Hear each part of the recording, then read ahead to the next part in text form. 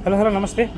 जस हिजो आन्दोलनमा जस का एमालेको समर्थनमा हिजो जनताहरू उर्लेको देखेँ मैले होइन। र जस एमालेलाई अहिलेको चुनावमा पछि पनि एमाले बहुमतमा आउने सम्भावना मैले देखिसकेँ र एमालेलाई अझै पनि सबैले सपोर्ट गरिदिनु होला र एक बहुमत ल्याएपछि सरकार बन्न सक्छ।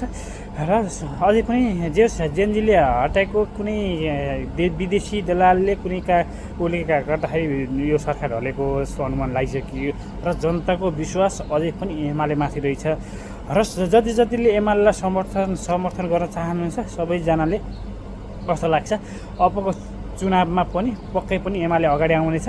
पहिलो पार्टी एमाले बन्नेछ र दोस्रो पार्टी पक्कै पनि काङ्ग्रेस र तेस्रो अब यस्तै माओवादी भनेको तल झर्ने हो। जेनजी भनेको पनि यही काम छैन, जेनजी पनि काम छैन। मलाई जेसम्म लाग्छ अब एमाले चुनावमा बहुमत ल्याउँछ। अब एमाले स्वस्थ भएर अगाडि आउँछ। जसले सकेसम्म माया गर्नुहुन्छ एमालेलाई। म पनि पक्का पनि एमाले हो। म अहिले विदेशमा भए पनि जब मैले एमालेलाई समर्थन गर्छु। मेरो पहिले पनि एमालेको समर्थन हो।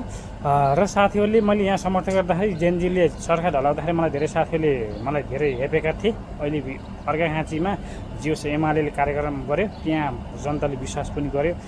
जय एमाले, जे होस् एमाले गर्छ। देशलाई विकास पनि एमाले गर्छ, अरू पार्टीले गर्न सक्दैन।